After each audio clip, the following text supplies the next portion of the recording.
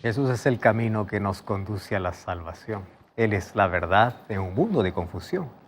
Y Él es la vida para aquel que camina en destrucción. Que Jesús sea tu única esperanza y que solo en Él puede estar tu confianza. Bienvenido. Está comenzando Libertad sin Límites. Ya sabes que tenemos este encuentro siempre aquí en la TV, en las redes sociales, en Facebook, en YouTube, en cualquier otra plataforma, para que juntos podamos, en este momento, ser abrazados por las promesas que Dios tiene para nuestra vida, para que juntos podamos fortalecer nuestra fe, y la fe crece y se fortalece a través del estudio de la Biblia. Así que si tú quieres tener una fe fuerte, una fe que tiene raíces profundas, necesitas dedicar tiempo para poder estudiar la Biblia. Necesitas tiempo para poder profundizarte, para poder disfrutar de aquello que Dios tiene por medio de su palabra.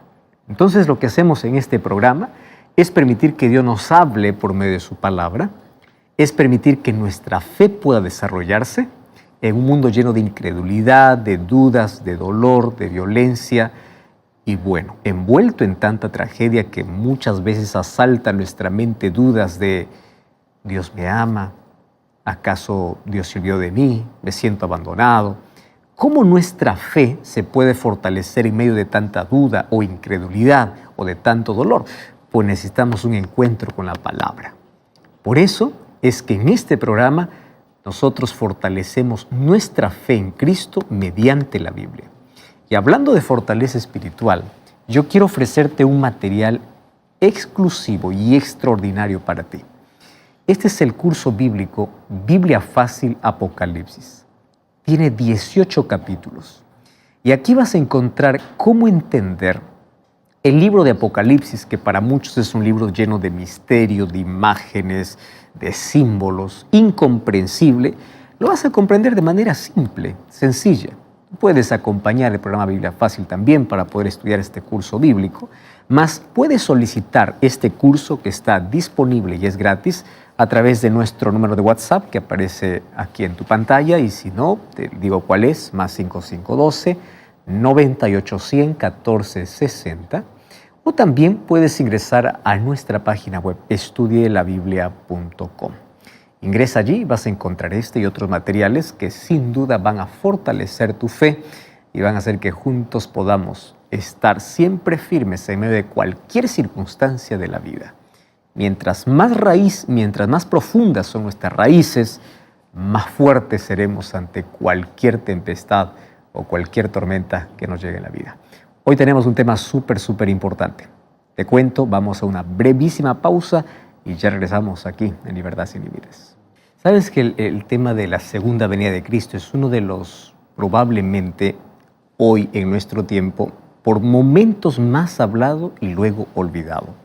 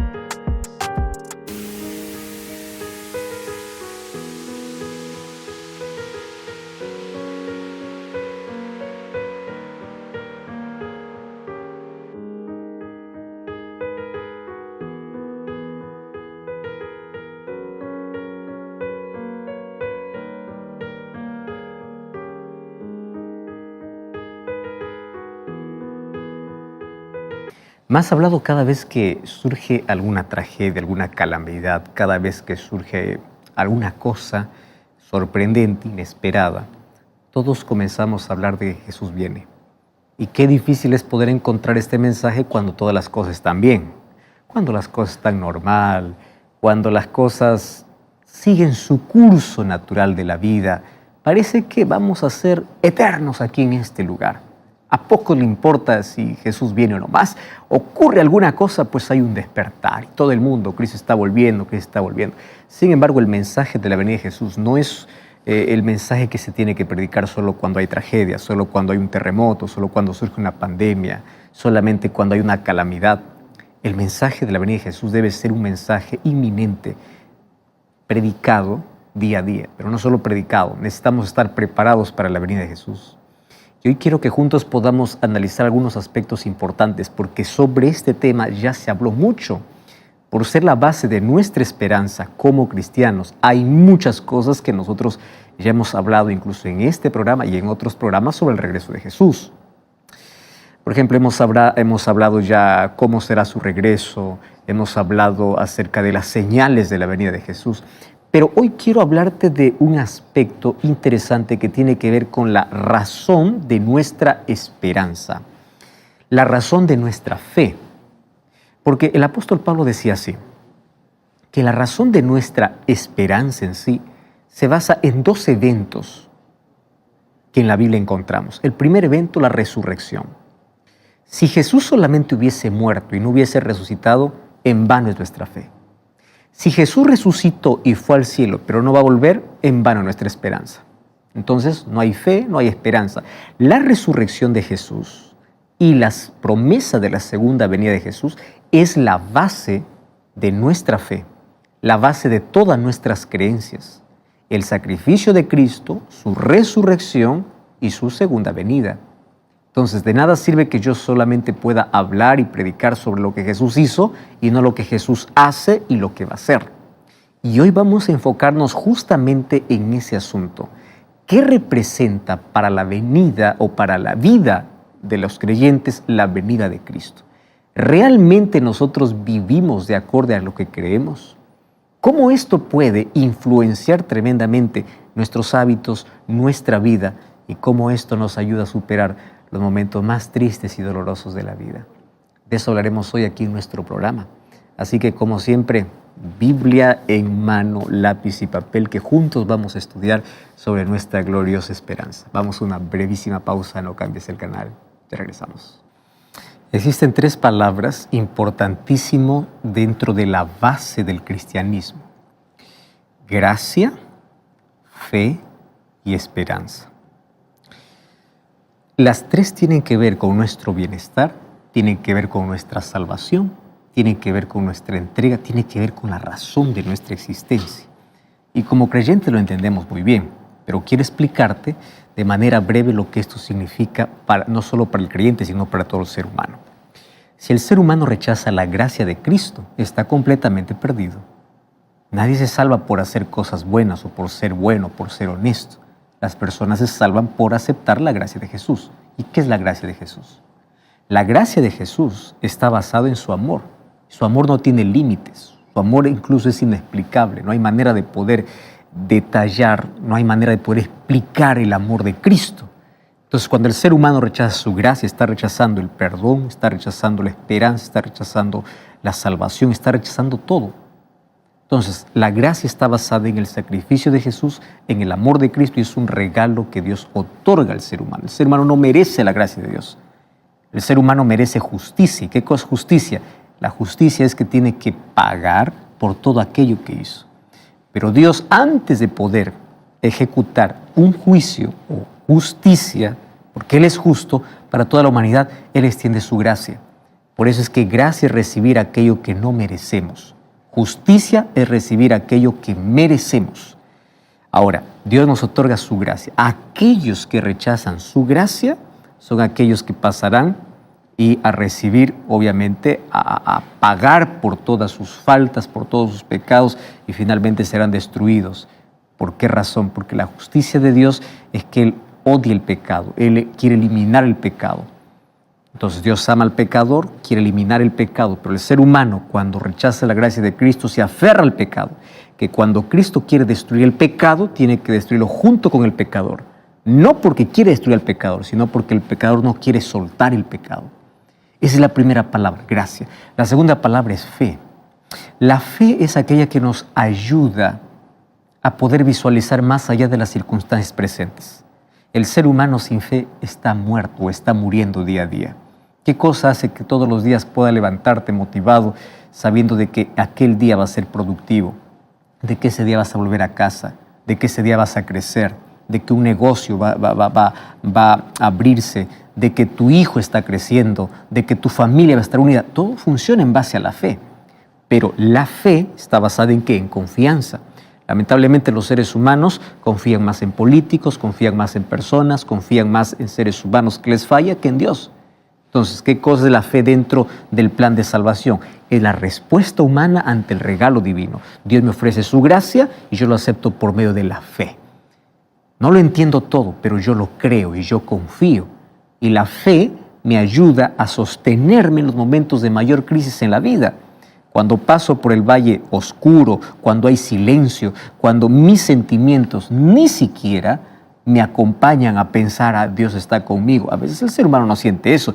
La fe es creer, es confiar, aun cuando no tenga todas las evidencias suficientes. Pero la fe no es vacía. La fe tiene una base. La fe está basada en evidencias. La fe es racional. La fe no será racionalista, pero es racional. Y número 3, esperanza. Lo que mueve al ser humano es esperanza. ¿Por qué tú colocas a tus hijos al colegio? Tienes esperanza de que ellos puedan desarrollarse y puedan ser profesionales. ¿Por qué te casas? Con la esperanza de que puedas formar una familia buena, agradable, y que pueda ser el complemento y esa persona el complemento para tu vida. ¿Cómo se inician los negocios en la vida? Con esperanza. La vida está en base a la esperanza. Lamentablemente el ser humano pierde la esperanza. Ahora fíjate una cosa. Cuando el ser humano rechaza la gracia de Dios, pierde la fe y pierde la esperanza, ha perdido el sentido de la vida. Y el apóstol Pablo me enseña lo siguiente, que mi fe se basa en la resurrección de Cristo. Por eso es que Cristo no es un héroe. Hay muchos que murieron en la historia como héroes, incluso se colocaron en lugar de otro. Un héroe, pero no resucitó. Cristo es mi Salvador. Él murió y resucitó. Y Él dice, si Cristo no resucitó de los muertos, en vano es nuestra fe. O sea, ¿cuál sería la base de mi fe? ¿En qué yo creería? Mas yo creo en un Jesús que no solo murió, sino que resucitó. Y ese Jesús que resucitó va a volver otra vez. Y la venida de Jesús es la base de mi esperanza. Ahora quiero que entiendas. La base de mi salvación es la gracia de Cristo. La base de mis creencias es mi fe en Cristo. Mi fe. Y la base de mi esperanza es la segunda venida de Jesús. Sin la venida de Jesús, ¿cuál es la esperanza para la vida? ¿Cuál es la razón de mi existencia? Ahora, la esperanza nos da razón para vivir, para soñar, para seguir adelante en medio de cualquier dificultad. La esperanza en sí es la virtud que le da sentido a la vida. Alguien colocó a la esperanza como a aquella chispa sagrada que prende el fuego del espíritu con la certeza de que podemos alcanzar nuestros mayores anhelos. Cuando el ser humano se apaga por dentro, cuando el ser humano pierde ese fuego, cuando el ser humano pierde la esperanza, se vuelve frío, árido, no puede visualizar más bien el futuro. Ahora, gracias a la esperanza que tenemos, fíjate, la madre tiene la seguridad de que su hijo recién nacido va a crecer sano y bueno. ¿Qué cosa es lo que alimenta? La esperanza. Gracias a la esperanza, aquellos que se casan y dicen vamos a ser felices, están esperando lo mejor. Nadie se casa pensando en fracaso. Entonces, si es que ellos están pensando, esperando lo mejor, esa espera que se llama esperanza. Gracias a la esperanza, los negocios surgen. Una carrera profesional, miles de actividades se realizan día a día con la esperanza que nace, que crece en el corazón. Ahora fíjate, en medio de las tormentas de la vida, la esperanza se transforma en el ancla del alma, en aquello por el cual se sostiene y permanece firme a pesar de todas las dificultades que pueda tener. Pero ¿sabes qué cosa es lo triste? Que cada vez nosotros encontramos gente sin esperanza. Muchos pierden la esperanza, viven sin esperanza. ¿Y qué cosa hace que puedan perder la esperanza? A veces puede ser la extrema pobreza. No visualizan más el futuro con esperanza. Pierden el empleo de un momento para otro. Pierden la esperanza. Porque su esperanza puede estar ¿en qué?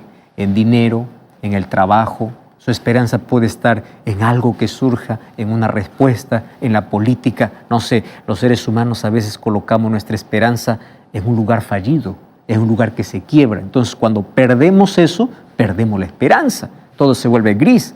Es triste cuando nuestra esperanza no está en Dios, porque cuando nuestra esperanza está fuera de Dios, todo en el cual colocamos nuestra esperanza se acaba, tiene fecha de vencimiento, nos fallan, nos traicionan, nos dan la espalda y se van. Entonces, la pobreza viene, roba nuestra esperanza, si nuestra esperanza está en el dinero. Viene la falta de trabajo, roba nuestra esperanza, si mi esperanza está en la estabilidad por el trabajo que tengo. Si mi esperanza está en solamente mis sueños, sin Dios, viene una enfermedad o una crisis familiar y comienza a carcomer mi espíritu. Entonces, ¿qué sucede? El ser humano le resulta difícil poder mirar el futuro con fe y esperanza. ¿Y sabes qué cosa es lo triste? Es que cada día hay gente que va perdiendo la esperanza. Cada día. Según la Organización Mundial de la Salud, dato estadístico realmente asustador, dice que cada 40 segundos alguien coloca fin a su vida. ¿Ya te pusiste a pensar que mientras tú estás allí en tu sofá mirando este programa, o estás con la familia, o solo, o estás en el celular, o estás allí en YouTube, o en Facebook, o escuchando por la radio, o viendo por la TV, hay tantas personas que en este momento, mientras tú estás allí, están justamente intentando colocar fin a su vida. En este instante hay tanto dolor, tanta angustia, y el mundo cada vez está perdiendo el sentido de la vida. ¿Qué cosa pierde? La esperanza, porque cuando pierde la esperanza ya no puedes ver nada. ¿Para qué continuar viviendo? Ahora, la gente en sí que quita su vida, hay un estudio interesante que dice la gente en sí no quiere quitar la vida, porque el ser humano nació para vivir y el ser humano se aferra a la vida. Dios colocó en nuestro corazón aquel deseo de poder vivir a pesar de lo que suceda, pero llega un momento en que la gente no puede más avanzar porque hay un dolor que le aplasta. Pierde la esperanza, pierde la fe, pierde todo y el dolor aumenta. Entonces el ser humano, por quitar ese dolor, mejor piensa así, voy a quitar mi vida. El ser humano no quiere quitar la vida, quiere arrancar el dolor que no puede soportar. Yo quiero mostrarte cómo la esperanza nos ayuda a fortalecernos en los momentos más angustiantes de la vida. ¿Tú sabes quiénes son los que últimamente, digamos por noticias, gente que está quitando la vida? Personas brillantes, personas famosas, cantantes, actores, poderosos. Y personas que tú lo ves y dices, pero tienes todo en la vida. Adolescentes. Uno puede pensar que los adolescentes no están pensando en eso porque piensan que no tienen problemas. Tienen tanta confusión, tanta carencia, tanto vacío, tanto dolor no expresado, acumulado. Cada vez hay más abusos, cada vez hay más dolor, cada vez hay más violencia, cada vez jóvenes más confusos, adultos que pierden el sentido de la vida. ¿Qué cosa es lo que ven? No ven más que un túnel sin fin oscuro. ¿Qué cosa pierden? La esperanza. Entonces, el dolor que el ser humano oculta es más peligroso que cualquier guerra o cualquier pandemia. Quiero que me entiendas bien. Yo no estoy minimizando el otro problema. Las guerras nos traen dolor. ¿Cómo oramos cada vez que hay conflictos para que eso pueda cesar? Porque es el egoísmo del hombre que le lleva incluso a ponerse en conflicto con otras personas y miles de inocentes mueren. Pandemias vienen y arrancan de nuestro lado personas que quieren vivir. Pero quiero que sepas que la mayor amenaza del ser humano no es externa. La mayor amenaza está dentro. Imagínate, cada 40 segundos una persona se quita la vida. No por un accidente, no por una guerra, no por una pandemia, sino porque dentro está seco. Perdió el sentido de vivir. Entonces la mayor amenaza está en el corazón humano. Y a veces luchamos para poder solucionar las cosas externas. Hay personas que por afuera todo está tranquilo, todo está bien, pero por dentro está un caos, por dentro está carcomiendo un vacío, por dentro no soportan más el dolor, por dentro.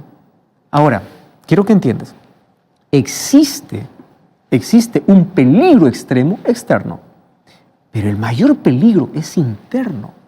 La gente carece cada día de esperanza, se ve hundida, piensa que no más va a salir, no ve salida, no ve solución. Personas caen y no encuentran soporte. Entonces yo me pregunto, si cuando una persona cae, no encuentra soporte porque no tiene fe, no tiene esperanza, ¿a dónde va? No importa, el dinero que tiene no te sirve.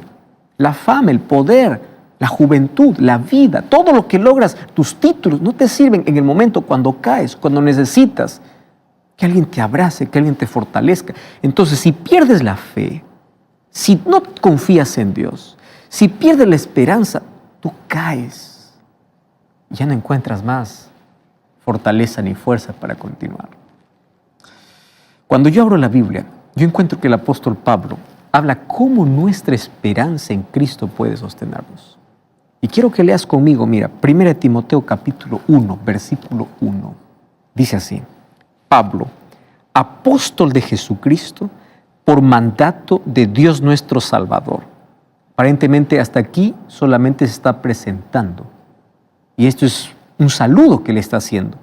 Pero en su saludo él coloca una palabra extraordinaria y dice así: yo soy apóstol de Jesucristo y porque Él es nuestra esperanza. Voy a leer nuevamente. Pablo, apóstol de Jesucristo, por mandato de Dios nuestro Salvador y del Señor Jesucristo, nuestra esperanza. A él no le interesa tener una biografía grande, aunque Pablo podría cada vez que saluda decir así: aquí les...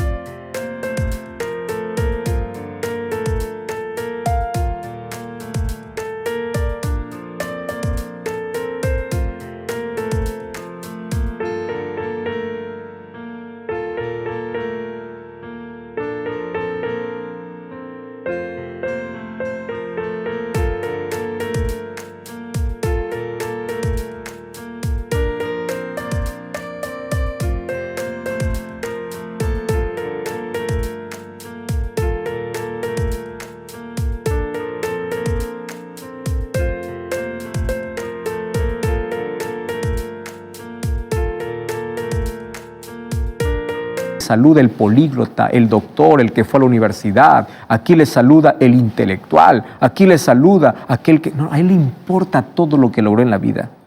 Él lo que quiere es que las personas entiendan. Quiero que sepan que Jesús es nuestra esperanza. Y él comienza a presentarse a sí mismo en una sola palabra: soy apóstol de Jesucristo, pero Jesucristo es mi esperanza. ¿Tú estás entendiendo eso? Jesucristo es mi esperanza. Este es el mensaje central. Y este mensaje central está en toda la palabra del Señor. Y quiero que entiendas que fuera de Jesús no hay, ni habrá alguien que pueda traer esperanza para la vida. Tú estás confiando mucho en político.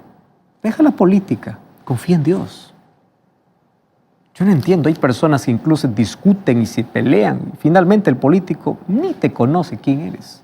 Y tú estás peleándote con tu prójimo, estás peleándote con tu hermano, estás dividiendo familia innecesariamente. Finalmente confiando en un ser humano que puede fallar. ¿Dónde estás colocando tu esperanza? ¿En entretenimiento, en tecnología, en ciencia, en filosofía? ¿En qué? El ser humano falla. Nuestra esperanza está en Cristo. Y Pablo, me encanta. El Señor Jesucristo, nuestra esperanza. Si Jesús no es tu esperanza, todo lo demás se desbarata. Cuando caes, ¿en qué te vas a sostener? ¿Qué motivación tienes para continuar en la vida?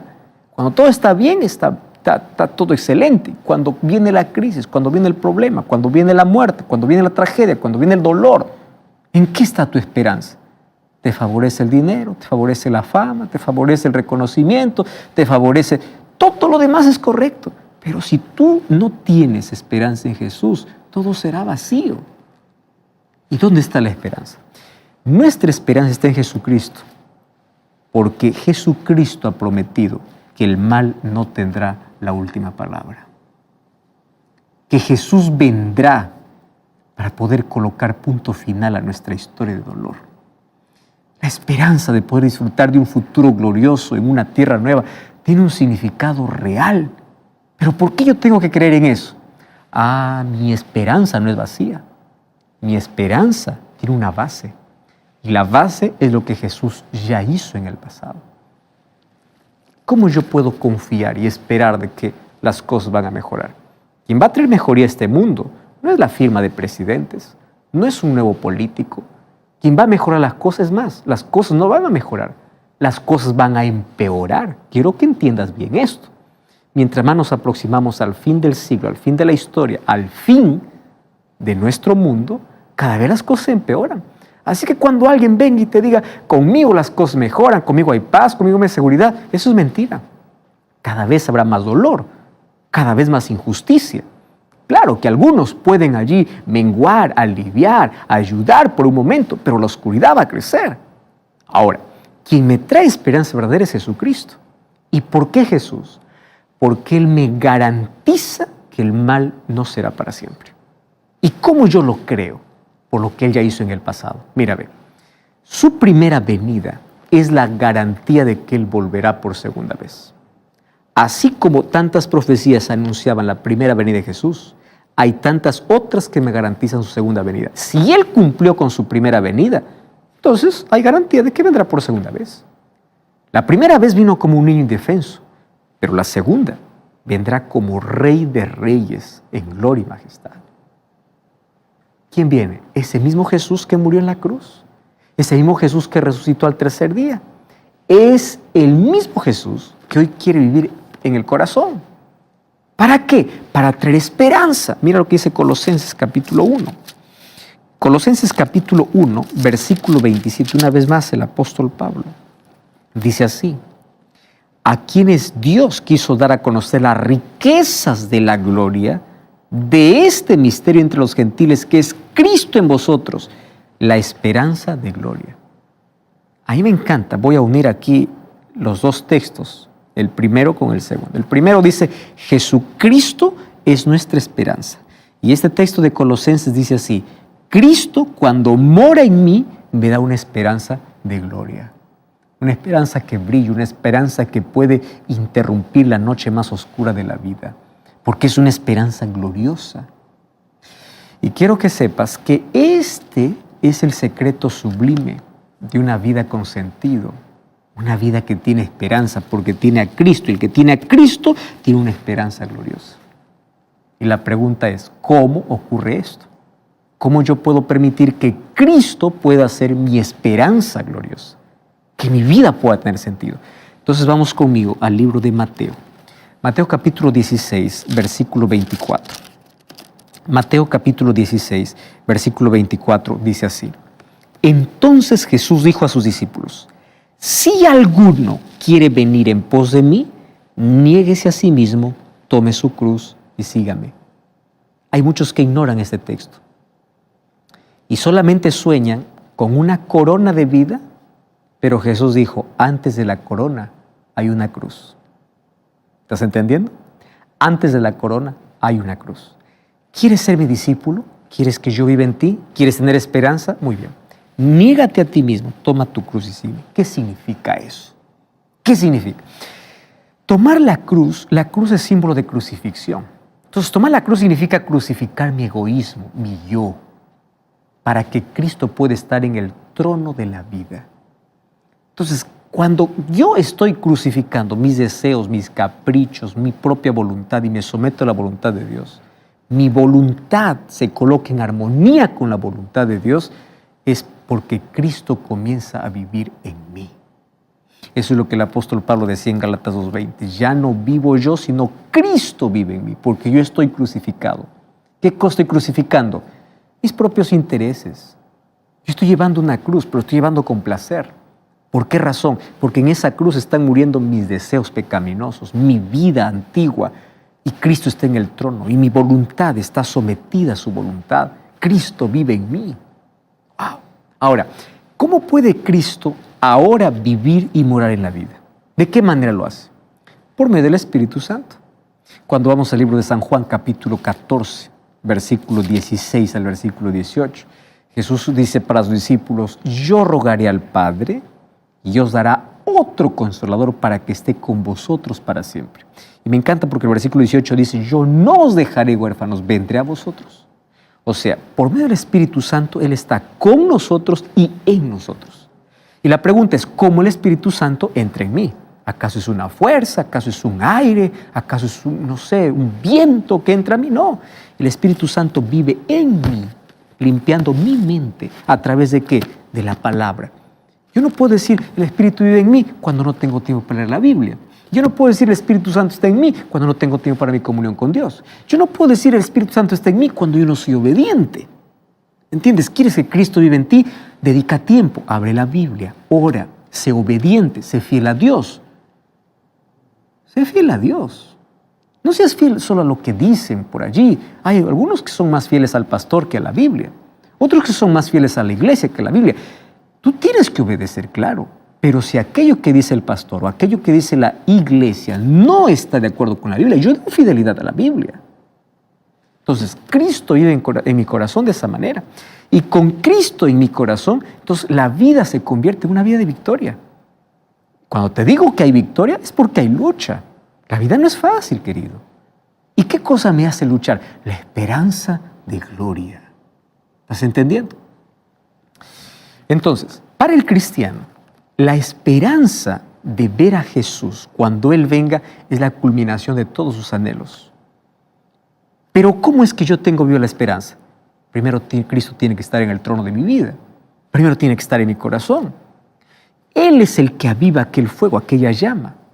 Y la esperanza en el regreso glorioso de Jesús tiene un fundamento. Mira, si Jesús no volviese a esta tierra, la fe no tendría sentido, la vida no tendría sentido y la muerte de Jesús no tendría sentido. La victoria lograda en la cruz se completará únicamente cuando Jesús vuelva por segunda vez en gloria y majestad.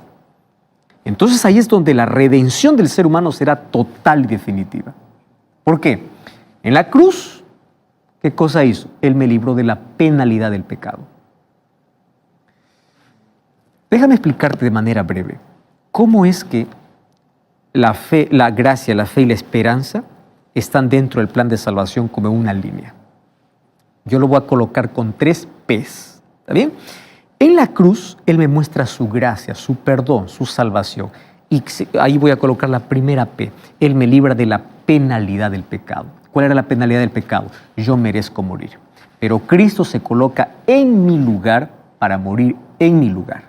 ¿Correcto? Él muere en mi lugar. Él me libra de la penalidad del pecado. Pero Jesús no solamente hizo sacrificio en la cruz. Hoy está realizando su obra. Porque a veces nos enfocamos solo en lo que Jesús hizo y no en lo que Jesús hace. ¿Qué cosa es lo que hace Jesús? Hoy Jesús está intercediendo por mí en el santuario. Hoy me está dando la oportunidad de salvación. Y hoy trabaja en mi corazón por medio del Espíritu Santo para darme la segunda P. ¿Cuál es la segunda P? Él me da poder sobre el pecado. Hoy me libra del poder del pecado. El pecado ya no tiene más control en mi vida porque Cristo me da poder para vencer. Entonces, primero me libra de la penalidad. Segundo, me libra del poder ahora. Aquí, ¿qué cosa ejerce? La fe. En primer lugar está la gracia, en segundo lugar está la fe. ¿Y dónde está la esperanza? En la tercera P. Porque cuando Jesús regrese por segunda vez, Él me librará de la presencia del pecado. ¿Entendiste? Me libró de la penalidad, hoy me libra del poder del pecado y cuando Cristo regrese me librará de la presencia del pecado. Porque nunca más después de eso habrá pecado.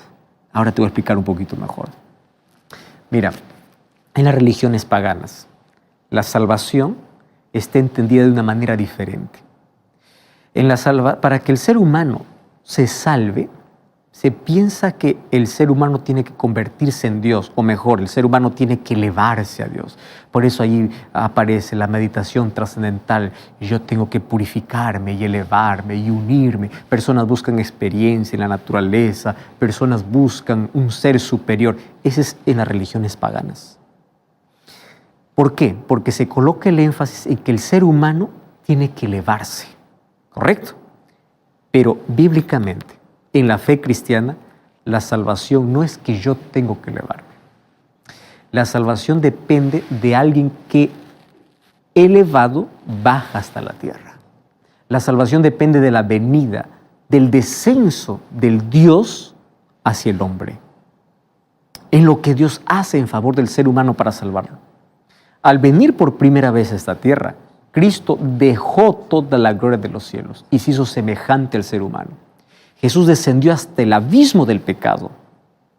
Él murió para que nosotros podamos elevarnos a la gloria de la vida eterna. Pero no solo murió, también resucitó.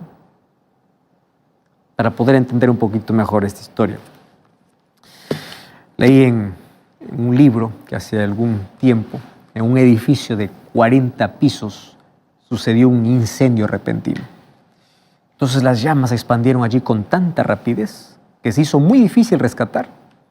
Las llamas, el humo, el calor, era una mortal amenaza para todos. De pronto desde abajo se escuchó una invitación urgente. Por favor, no bajen, suban a la azotea, porque no había otra manera de salvarlos. ¿Y por qué no tenían que bajar? Porque las escaleras y los elevadores que dirigían a la calle estaban inaccesibles. Las llamas estaban envolviendo todo el edificio. ¿De dónde venía la salvación? De arriba. Algunos que escucharon la invitación, en lugar de subir, comenzaron a bajar y finalmente fueron consumidos por el fuego. Otros